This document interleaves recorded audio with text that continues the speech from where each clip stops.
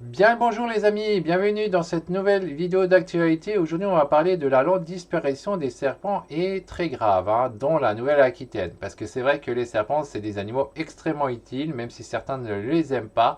Alors c'est vraiment dommage parce que sans ces animaux-là on serait envahi de certains animaux qui causeraient plus de problèmes qu'on a actuellement.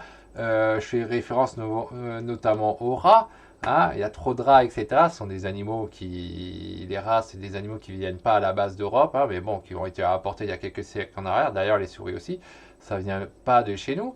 Et ces animaux causent des problèmes. Ils causent beaucoup de problèmes. Et les serpents, en fait, ça participe à réduire un peu ce nombre. Alors, pas complètement, évidemment, vu que c'est à la base, les serpents de chez nous n'étaient pas faits pour diminuer les animaux étrangers qui ont été importés. Mais en tout cas, ça aide.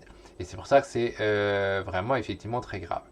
Alors avant de lire tout cet article pour voir ce qu'il en est dans la Nouvelle-Aquitaine, pourquoi il diminue, etc., ce que j'ai à vous proposer, c'est justement quelque chose sur les serpents, c'est de vous proposer à participer à la conservation des serpents, en commençant tout doucement à faire un élevage. Donc pour ça, moi j'ai une série de vidéos à vous proposer sur comment élever un serpent terrestre, et une liste de serpents avec lesquels vous pouvez débuter. Et j'ai aussi, parce que ce n'est pas tout, j'ai aussi à vous proposer 4 livres. Vous avez le droit d'avoir 4 livres. Un livre sur les vipiridés, un livre sur les élapidés, un livre sur les pitoniers et un livre sur les colibridés, donc les couleurs. Donc 4 livres, tout ça c'est gratuit. Vous pouvez l'avoir en lien en description. Il vous suffit de laisser votre email en échange. De tous ces cadeaux. C'est simplement votre email, votre prénom, et puis voilà, vous avez tout ça gratuitement, ce n'est pas vendu. Sur ce, on va lire cet article, on va voir ce qu'il en est, qu'est-ce que ça dit. Nouvelle-Aquitaine, la lente disparition des serpents est très grave. Biodiversité. Alors ça, la biodiversité, c'est quelque chose tout à fait que je suis pour, étant donné que je suis pour la conservation des animaux. Sur les 9 espèces de serpents recensées dans la région, 3 d'entre elles ont vu leur taux de présence divisé par 2 en l'espace de 4 ans. C'est vraiment rapide, en 4 ans quoi. Dans les 87 sites suivis par l'association Sistud Nature. Ok. Alors ensuite, ça dit quoi? Entre 2020 et 2023, on a observé près de 3 formats de couleuvres d'Esculape en Nouvelle-Aquitaine. Illustration, donc, Monsieur Berono, Sistud Nature. D'accord, donc ça, je ne sais pas si c'est contractuel parce que je ne la connais pas, la couleur d'Esculape. Parce que moi, je ne suis pas trop en train de m'intéresser à la conservation des animaux de la faune locale. Alors, je ne suis pas du tout anti-faune locale, c'est juste que moi, je ne me concentre pas là-dessus, donc je ne les reconnais pas. Disons comme ça, là, je ne pourrais pas confirmer si c'est une photo juste ou pas. L'essentiel. 3 espèces, la couleuvre d'Esculape, la couleuvre helvétique et la couleuvre vipérine, ont vu leur effectif s'effondrer en 4 ans sur le territoire de la Nouvelle-Aquitaine. Une seule espèce se maintient tant bien que mal, la couleur verte et jaune, qui est présente sur 67% des sites l'an passé, contre 76% en 2020. Donc ça a quand même régressé. Malgré les désamours profonds que leur avoue l'homme, les serpents sont pourtant un maillon essentiel de l'écosystème. Et ça, c'est tout à fait vrai. Ils sont très importants. Les serpents disparaissent peu à peu de nos paysages. C'est la conclusion d'une étude menée par l'association Sistud Nature en Nouvelle-Aquitaine. Sur les 9 espèces recensées dans la région, 3 espèces ont vu leur taux de présence divisé par 2 en moyenne dans les 80 sites suivis. Pointe l'étude relevée il y a quelques jours. Le taux de présence de la couleuvre d'Esculape est ainsi passé de 25% à 9% entre 2020 et 2023, celui de la couleuvre helvétique de 41% à 19% et celui de la couleuvre vipérine de 20% à 13%. Et on voit comme c'est grave. Et ça, c'est partout dans le monde. La plupart des animaux, ils chutent, ils descendent et c'est lié aux activités qu'on fait. Et c'est là que c'est très important de vraiment de participer à la conservation, que ce soit in situ, comme cette association, donc c'est une nature qui fait l'in situ, mais aussi ex situ, c'est-à-dire en milieu contrôlé, en captivité, chercher à conserver ces animaux pour l'avenir, qu'ils ne disparaissent pas parce que ça devient de plus en plus grave. Un détail qui ne doit pas occulter l'état déjà alarmant de 4 autres espèces pour lesquelles le taux de présence est au mieux proche de 5%, coronel lisse, au pire autour de 1%, coronel girondine, vipère péliade, vipère de Céonade. Poursuit l'étude. La vipère aspide ne se tire guère mieux avec 13% de présence en 2003 contre 21% en 2021. Une seule espèce se maintient tant bien que mal, la couleur verte et jaune qui était présente sur 67% des sites l'an passé contre 76% en 2020. Alors, ensuite, ça dit quoi? La circulation routière isole ces animaux des uns des autres. Ah, c'est bien nos activités humaines qui les détruisent indirectement. Et c'est là où je rigole par ironie, on va dire, de temps en temps. C'est quand les gens ils attaquent les autres. Ouais, c'est de votre faute, c'est vous qui tuez les animaux en faisant de l'élevage en milieu contrôlé. Non, c'est pas les gens qui font de l'élevage en milieu contrôlé qui tuent les animaux. Ce sont les activités indirectes qu'en fait humaine, notamment les routes, etc., qui tuent les animaux. Et pas les gens qui essaient de les sauver en faisant donc de l'élevage en milieu contrôlé. Au contraire, les gens qui font de l'élevage en milieu contrôlé, ils vont peut-être sauver l'espèce dans l'avenir parce que peut-être un jour, on se retrouve de nouveau dans une situation comme d'autres animaux où il en existe uniquement en captivité. Et c'est donc le seul moyen de les relâcher. On peut prendre l'exemple de la radpix qui n'existe plus dans la nature. Maintenant, ils ont commencé à relâcher, mais c'est parce qu'on avait en milieu contrôlé qu'on a pu faire ça. Sinon, l'espèce aurait été éteinte. Et là, on commence à faire changer les choses. On pourra en réintroduire dans la nature grâce à l'élevage en captivité. Et c'est ça, c'est super important.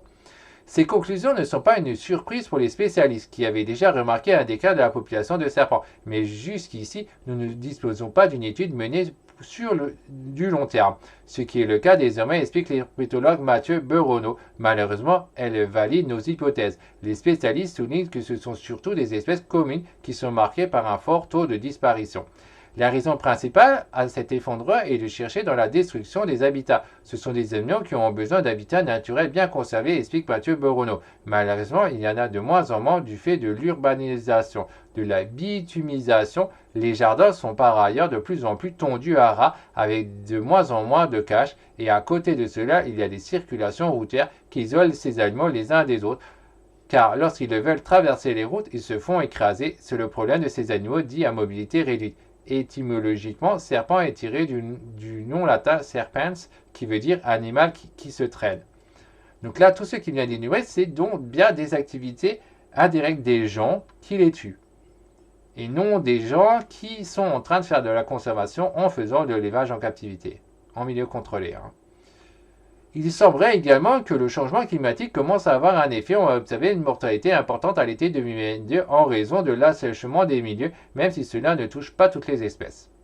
Localement, des espèces vont s'effacer. Ce qui est le plus inquiétant dans tout cela, poursuivent les spécialistes, c'est que cette étude repose sur un suivi de sites protégés. Si on observe une chute conséquente des populations en sites protégés, cela nous fait penser que c'est encore pire ailleurs, au point d'envisager une disparition complète des serpents sur le territoire. Non, tranche le scientifique, nous sommes sur un effondrement des populations, pas encore une disparition, mais si localement des espèces vont s'effacer, notamment sur les sites les plus isolés, car ils ne seront plus alimentés en apport venu de l'extérieur. Le serpent n'étant pas forcément situé dans le top du classement des animaux les plus appréciés par l'homme, on entend déjà certains se dire « bon débarras », alors est-ce si grave que ça? Oui, la lente disparition d'une espèce c'est très grave, fulmine Mathieu Beronneau, d'autant plus que tous les serpents en France sont protégés, rappelle l'herpétologue. Et c'est là par contre où je suis un peu moins d'accord sur la dernière phrase quand il dit tous les serpents sont protégés. Et c'est là que c'est un peu embêtant. Parce que ça dit qu'on n'a pas le droit de les prendre du tout dans la nature. Il y a les seuls cas qui peuvent le faire, c'est quand c'est les centres de soins, quand ils sont blessés, etc.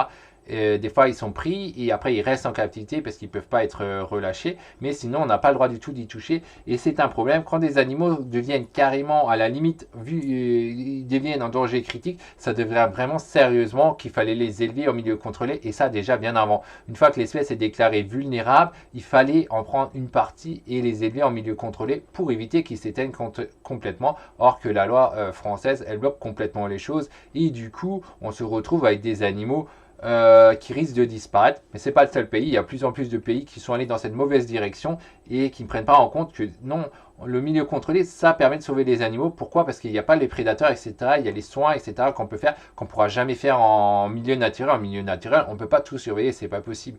Et donc, c'est beaucoup plus compliqué de sauvegarder une espèce comme ça. Comme là, il l'a bien dit, c'est des lieux protégés et pourtant, ils diminuent. Ça diminue parce que voilà, c'est pas suffisant. Or que le milieu contrôlé, par contre, ça permet vraiment de les sauver. À quelques exceptions près, quasiment tous les animaux, on peut les sauver grâce à ça, quoi. Mais en plus de cela, le serpent est un maillon intermédiaire indispensable dans la chaîne alimentaire, poursuivent les spécialistes. Tous les serpents de France sont des carnivores et prédatent de petits animaux comme des souris, des mulots, des lézards, et eux-mêmes sont prédatés par les rapaces, notamment par la circaète Jean Leban, qui ne se rit que de ça. Alors tiens, ça, je vais vérifier plus loin parce que je la connais pas, ce rapace-là. Je suis assez intéressé. Un rapace qui mange que des serpents. Ça peut être sympa, ça. Ouais, ça me plaît, cette histoire. Mais sinon, ouais, les serpents, c'est globalement carrément, mais dans tous les cas, parce que même des serpents spécialistes, ça mange, on a des spécialistes qui mangent des escargots et tout, mais ça reste quand même carnivore, du coup, c'est des animaux. Même s'ils mangent que des œufs, comme certains, comme les élachistodons, les dasypeltis, etc., bah, pour moi, c'est quand même carnivore. À partir du moment où tu manges que des trucs qui viennent de l'animal, bon. Enfin bon, ça dépend comment on va. Alors on va continuer ça. Les mentalités évoluent. Mathieu Bruno souligne toutefois que les mentalités évoluent vis-à-vis des serpents et que ces derniers sont mieux tolérés, même par des personnes qui ne les apprécient pas, mais qui comprennent l'importance de leur présence. Donc ça, c'est une bonne chose parce qu'il serait vraiment temps, parce que là, on va vraiment dans un mauvais sens. Par ailleurs, il n'y a plus de raison de s'alarmer en croisant un serpent dans son jardin qu'un moineau sur sa terrasse. Dans la grande majorité des cas, il s'agit de couleuvres qui sont inoffensives et qui vont rester un jour ou deux dans votre jardin avant de repartir. Vous tomberez rarement sur une vipère, une espèce farouche qui a besoin d'un milieu protégé et qui s'aventure rarement dans les jardins. C'est vrai que les vipères, vous les voyez moins souvent. Après, il y a quand même des couleuvres en France qui sont dangereuses, hein. Il y a la couleuvre de Montpellier. C'est pas une espèce qui n'est pas dangereuse, hein. Ensuite, qu'est-ce qu'il dit? Mais dans tous les cas, c'est pas parce que l'animal a la capacité d'envénémation qu'elle n'est pas utile à l'écosystème. Au contraire, ils sont beaucoup plus efficaces pour l'écosystème que ceux-là qui n'ont pas de venin. Bon, après, le truc, c'est de les laisser tranquilles, hein. Même s'ils sont dans votre jardin, ben, vous les laissez. Comme ça a été dit, ils vont partir un jour ou deux après, donc bon, il n'y a pas de problème, vous la laissez, et puis elle s'en ira, et elle continuera son travail qu'elle doit faire. Ensuite, c'est dit, pour tenter d'enrayer ce déclin, l'association Institut de Nature réclame la création de passages faune sous chaque nouvelle route construite, afin de les rendre perméables à la traversée. Mathieu Dubourneau souligne également que chacun peut faire un geste, notamment en conservant un peu de la nature dans les espaces urbanisés, ce qui se passe notamment pour laisser des hautes herbes dans un coin de son jardin. Ce n'est pas grand-chose et cela peut permettre de sauver localement certaines espèces. Ça, c'est vrai, les gens qui passent leur temps à tondre sans raison, c'est dommage parce que ça tue énormément d'espèces, pas que les serpents, mais il y a beaucoup d'espèces qui vivent justement dans les herbes hautes et quand vous coupez tout, bah forcément, ça cause problème. Bon, pour le reste, les passages, hein, ça c'est connu, hein, pas que pour les serpents, mais pour beaucoup d'animaux, les primates, etc., qui n'arrivent pas non plus à se rejoindre à cause de ça. Il y a plein d'animaux qui ont le problème, hein. Tous les animaux n'ont pas des ailes, ce ne sont pas des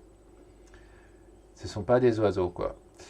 Un film pour mieux apprécier la peur des serpents. Difficile de savoir pourquoi nous sommes si nombreux à avoir peur des serpents. Jusque-là, phobie pour certains, produit par Institut de Nature et Mauvaise Graine, le film des serpents dans nos têtes interroge sur le ton de l'humour la question de cette peur étant de démontrer les idées reçues.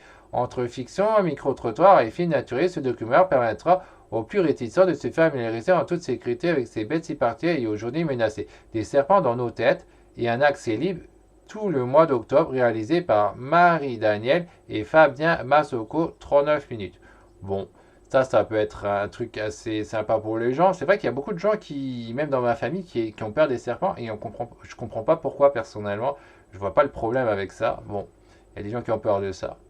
Donc, lisons ça. Et effectivement, le gars, il est mauvais. Il dit bon débarras, en effet, et il y en a 5 qui like. Donc vraiment, là je suis d'accord avec les gens qui mettent plus de disclaimers là-dessus, parce qu'il faut vraiment être con. Les serpents, on en a besoin, quoi.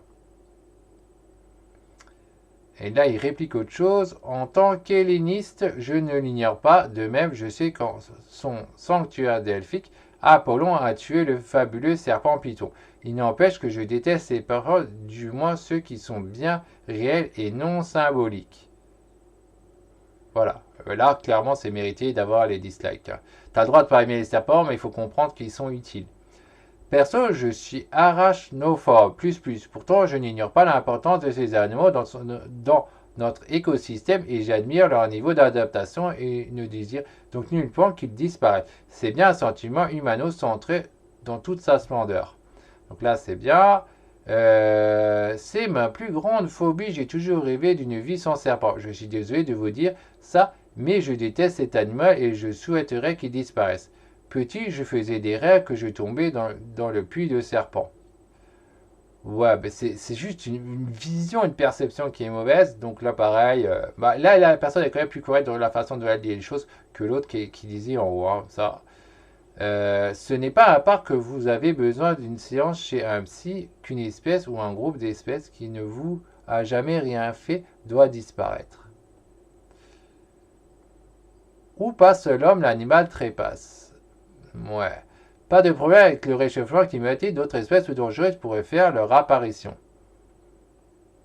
C'est vrai qu'avec le réchauffement climatique, il y a plus de serpents plus dangereux qui apparaissent dans nos contrées, qui n'existent plus depuis le Miocène, hein. Il faut savoir qu'à une époque, on avait des cobras et tout ça.